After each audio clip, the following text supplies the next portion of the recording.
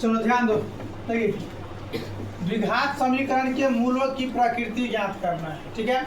यानी द्विघात समीकरण जो दिया रहेगा उसमें जो हम चर का मान निकालेंगे, जो भी चर होगा, x हो या y हो या z हो या p हो q हो, जो भी हो, उसका मान निकालने के बाद जो हम देखेंगे कि उसका जो वैल्यू आ रहा है, प्लस में आ रहा है कि माइनस में आ रहा है कि जीरो आ रहा है या क्या आ रहा है, यानी उसकी प्रकृति कैसा होगा, ठीक है, उसके बारे में जानना है। देखो, सबसे पहले इसके लिए हम क्या निकालेंगे, क्या निकालना है हमको, विवेचक निकालना। सबसे पहले क्या निकालेंगे, विवेचक ज्ञात करेगा। विवेचक बढ़ा दिए हैं, विवेचक बराबर फॉर्मूला क्या था, डी बराबर क्या होता है, बी स्क्वायर माइनस 4ac। देखो, ये द्विघात समीकरण दिया हुआ है, A X square plus B X plus C बराबर 0 दिया हुआ है। हमको निकालना है मूलों की प्रकृति, यानी चेक करना है कि मूल कैसा होगा, वास्तविक होगा या अवास्तविक होगा। वास्तविक में वास्तविक और असमान, और वास्तविक और समान। तो देखो ध्यान दो, केस फर्स्ट लिखा है कि यदि डी का मान निकालेंगे, यानी विवेचक निकालने के बाद विवेचक का मान डी क्या होगा, 0 से बढ़ का होगा। 0 से बड़ा करने का मतलब धनात्मक संख्या होगा, क्या होगा, धनात्मक। तो अगर डी का मान 0 से बड़ा है, यानी डी करने का मतलब क्या होगा, बी स्क्वायर माइनस 4ac। देखो, ऑब्जेक्टिव में इस तरह से भी क्वेश्चन होता है कि द्विघात समीकरण के मूल वास्तविक एवं असमान होंगे यदि, तो कौन सा कंडीशन लगेगा। तो ये भी दे सकता है डी ग्रेटर देन 0, ये भी लिख सकता है B square minus 4ac greater than 0। क्यों लिख रहे हैं, क्योंकि डी का फॉर्मूला क्या हो रहा है, बी स्क्वायर माइनस 4ac। अब यहाँ से चलो हम 4ac को ले गए इस साइड, तो B square greater than 4ac हो सकता है। तो इस तीनों कंडीशन को याद रखना है ऑब्जेक्टिव के लिए। देखो, पूछेगा कि द्विघात समीकरण के मूल वास्तविक एवं असमान होगा, कब होगा, जब d बराबर क्या होगा, d ग्रेटर देन 0, d का मान 0 से बड़ा होगा, क्या होगा, 0 से बड़ा होगा। या ऑप्शन में रहेगा बी स्क्वायर ग्रेटर देन 0 या B square greater than 4ac, ठीक है। अब चलो, अगर d का मान 0 आ गया तो मूल कैसा होगा, वास्तविक एवं असमान। क्या होगा, वास्तविक एवं असमान। 0 से बड़ा संख्या करने का मतलब क्या होगा, प्लस में आएगा मान, किस में आएगा, प्लस में आएगा। तब इसका मूल का फॉर्मूला क्या हो जाएगा, वही सूत्र लगेगा, द्विघात सूत्र, minus B plus minus under root B square minus 4ac बटा 2a। जैसे देखो एग्जाम्पल में लिखा हुआ है, द्विघात समीकरण दिया है 3x square plus 2x minus 1 बराबर 0। इसके क्या निकालना है, मूलों की प्रकृति। तो चलो, a बराबर कितना हो गया 3, b बराबर कितना हो गया, और c बराबर कितना हो गया -1। तो सबसे पहले हम क्या निकालेंगे, क्या निकालेंगे, d। तो d बराबर क्या होता है, बी स्क्वायर माइनस 4ac। अब चलो, b का मान कितना है 2, तो 2 का स्क्वायर माइनस 4 गुना a का मान कितना दिया है 3, और c का मान कितना है -1। तो 2 दूना 4, माइनस को माइनस से गुना करेंगे प्लस हो गया, 4 तिया 12 बराबर कितना आ गया 16। तो d का मान कितना आया 16। अब बताओ 16 0 से बड़ा है कि छोटा, बड़ा। तो लिखेंगे चूंकि d ग्रेटर देन 0, d क्या है 0 से बड़ा है, इसीलिए मूल कैसा होगा, मूल कैसा होगा, वास्तविक एवं असमान होगा। क्या होगा, मूल वास्तविक एवं असमान होगा, वास्तविक एवं असमान होगा। किसी को दिक्कत है यहाँ तक। देखो, जब ये मूलों की प्रकृति ज्ञात करना है तो सबसे पहले हमको क्या निकालना पड़ेगा, डी निकालना पड़ेगा। क्या निकालना पड़ेगा, डी। तो डी का फॉर्मूला क्या होता है, बी स्क्वायर माइनस 4ac। क्या होता है, बी स्क्वायर माइनस 4ac। अब हम निकाल लिए डी का मान, तो डी का मान देख रहे हैं कि 0 से अगर बड़ा है तो मूल कैसा होगा, वास्तविक एवं असमान। और इसका जस्ट उल्टा भी याद रखना है कि द्विघात समीकरण के मूल अगर वास्तविक और असमान दिया है तो मूल का जी, इसका कंडीशन क्या होगा, d ग्रेटर देन 0 या B square minus 4ac greater than 0 या B square greater than 4ac। किसी को दिक्कत है, खूब क्वेश्चन आता है इस पे, बहुत सारा ऑब्जेक्टिव भी आता है, सब्जेक्टिव भी आता है। इसको डायरेक्ट क्वेश्चन आता है, इसको अच्छा समझना, ठीक है। किसी को दिक्कत है इसमें। चलो, अब केस सेकंड देखो, दूसरा केस में क्या दिया है कि अगर d का मान 0 हो जाए, क्या हो जाए, d का मान क्या हो जाए 0। तो d का मान 0, यानी d बराबर क्या होता है, बी स्क्वायर माइनस 4ac। क्या होता है, बी स्क्वायर माइनस 4ac। तो बी स्क्वायर माइनस 4ac बराबर 0 है, तो यहाँ से हम बी स्क्वायर का मान निकालेंगे तो क्या आ जाएगा 4ac, इधर जाएगा तो प्लस में होगा ना 4ac। तो अगर d बराबर 0 है, यानी बी स्क्वायर बराबर 4ac आ रहा है, तो मूल कैसा होगा, वास्तविक एवं समान। क्या होगा, मूल वास्तविक एवं समान होगा। देखो, मूल वास्तविक और समान कब होगा, जब d बराबर 0। दोनों साइड से याद रखना है, ठीक है। कि मूल वास्तविक एवं असमान होगा। तो असमान में क्या होगा, d ग्रेटर देन 0, यानी d का मान जो होगा 0 से बड़ा होगा।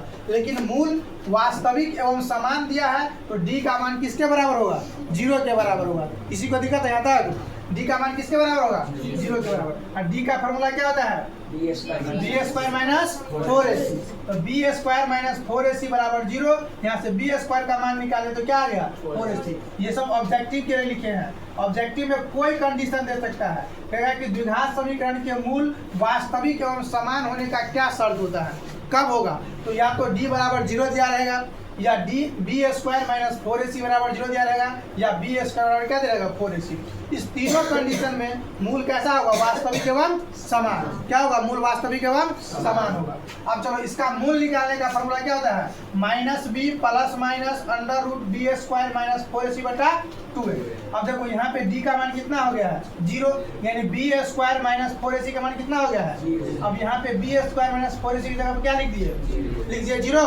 अब देखो दोनों में समान मूल आ रहा है। यहाँ पे हल करने के बाद 0 का वर्गमूल 0 हो गया, यहाँ से प्लस करेंगे या माइनस करेंगे, रहेगा माइनस b बटा 2a, माइनस b बटा 2a। तो वही लिखे है ना कि मूल निकलेगा, और निकलेगा यानी वास्तविक मूल होगा। और दोनों में देखो एक रंग मूल आया है, माइनस b बटा 2a, माइनस b बटा 2a।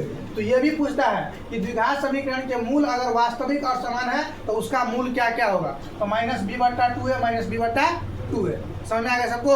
तो तीन कंडीशन याद रखना है कि द्विघात समीकरण के मूल वास्तविक एवं समान होगा। कब होगा, जब d बराबर 0, या d के जगह b स्क्वायर माइनस 4ac बराबर 0 लिखेगा, या b स्क्वायर बराबर 4ac। इस तीनों में से कोई कंडीशन रहेगा, ठीक है।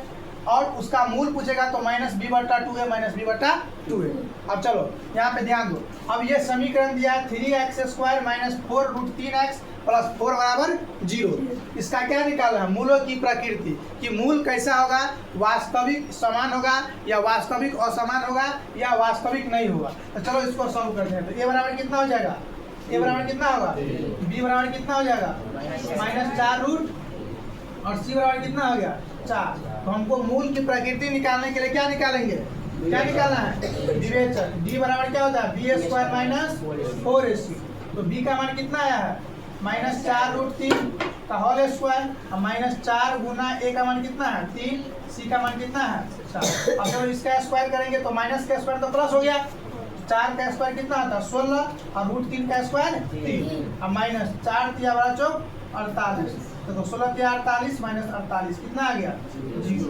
तो बताओ d का मान जब 0 आएगा तो मूल कैसा होगा, वास्तविक एवं समान। कैसा होगा, मूल वास्तविक एवं समान होगा। चूंकि d बराबर 0 इसीलिए मूल क्या होगा, वास्तविक एवं समान, वास्तविक एवं समान होगा। किसी को दिक्कत है यहाँ तक, किसी को दिक्कत है, चलो ध्यान दो। ये बहुत ही वीवीआई क्वेश्चन है, ठीक है, बहुत वीवीआई टॉपिक है। ऑब्जेक्टिव में भी आता है और सब्जेक्टिव में भी आता है। ऑब्जेक्टिव में पूछेगा कि मूल कैसा होगा, ठीक है, कि मूल ज्ञात करें, मूल वास्तविक है, असमान है, समान है, क्या है, नहीं है। और ऑब्जेक्टिव नहीं, सब्जेक्टिव में अगर पूछेगा तो पूछेगा उल्टा कि द्विघात समीकरण का मूल दिया है कि वास्तविक और असमान है, ठीक है। तो इसमें कोई मान रहेगा k का मान ज्ञात करें, p का मान ज्ञात करें, तो कंडीशन लगाएंगे। देखो सबसे पहला कंडीशन है कि सबसे पहले क्या निकालना है, हमको क्या निकालना है, विवेचक निकालना। अगर मूलों की प्रकृति जानना है कि मूल कैसा होगा तो सबसे पहले हम क्या निकालेंगे, विवेचक निकालेंगे। क्या निकालेंगे, विवेचक। तो विवेचक निकालने के बाद देखेंगे कि अगर विवेचक का मान 0 से बड़ा है, क्या है, 0 से बड़ा है, तो मूल कैसा होगा, वास्तविक एवं असमान। क्या होगा, वास्तविक एवं असमान। फिर अगर d का मान 0 आ गया तो मूल कैसा होगा, वास्तविक एवं समान होगा। दोनों के एग्जाम्पल लिखते हैं, सबको समझ में आया। चलो